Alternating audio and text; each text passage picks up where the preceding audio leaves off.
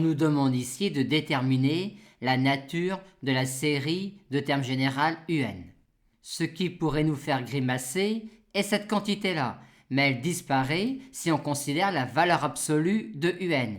Et grâce à la valeur absolue de UN, on a tout de suite que la série de termes générales UN converge absolument, donc converge quand alpha est strictement plus grand que 1, et on a également que quand alpha est négatif ou nul, la valeur absolue de UN, donc UN, ne tend même pas vers 0, il y a donc divergence grossière de la série quand alpha est négatif ou nul.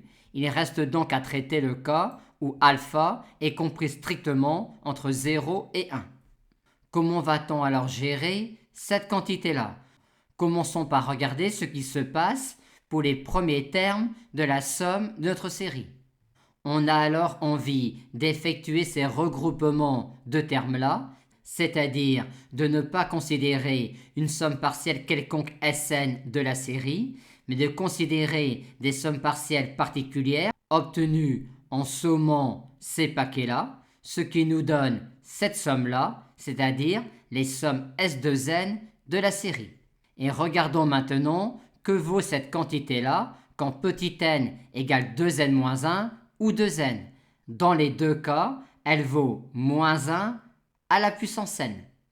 On a donc cette expression-là de S de n avec cette expression-là de V indice n, et par conséquent, S de n apparaît comme la somme partielle de la série de termes générales moins 1 puissance n fois Vn.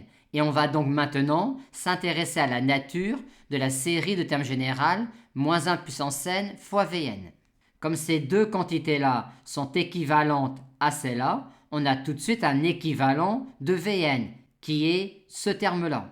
Et on a donc alors tout de suite un équivalent de moins 1 puissance n fois Vn, qui est 2 fois moins 1 puissance n sur 2 puissance alpha n alpha. Mais comme l'équivalent n'est pas de signe constant, on ne peut pas l'utiliser tel quel pour étudier la nature de la série de termes générales moins 1 puissance n fois Vn, mais par contre on peut l'utiliser pour étudier la convergence absolue de la série de termes générales moins 1 puissance n fois Vn.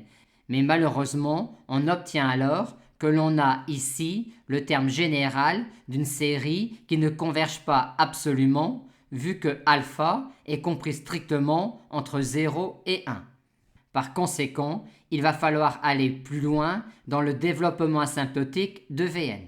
Pour cela, on effectue un développement asymptotique de cette quantité-là avec deux termes, ce qui nous donne un développement asymptotique de moins 1 puissance n fois Vn avec deux termes. Comme classiquement alors, on isole ce terme-là et celui-là, on a alors ici le terme général d'une série qui converge en vertu du critère spécial pour certaines séries alternées, vu que alpha est strictement positif, et on a ici un terme général gamma n qui est équivalent à cette quantité-là, et comme ce terme-là est le terme général d'une série absolument convergente, vu que alpha plus 1 est strictement plus grand que 1, on en déduit que le terme général gamma n est également le terme général d'une série absolument convergente, donc convergente. On en conclut donc que la série de termes générales moins 1 puissance n fois Vn converge, c'est-à-dire que la suite S de n converge. Maintenant, pour conclure à la convergence de la série de termes générales UN, il nous reste à montrer que la suite S de n plus 1 converge et vers la même limite que la suite S de n. Et c'est évident car S de n plus 1, c'est S de n plus U de n plus 1 et U de n plus 1 tend vers 0 quand n tend vers l'infini.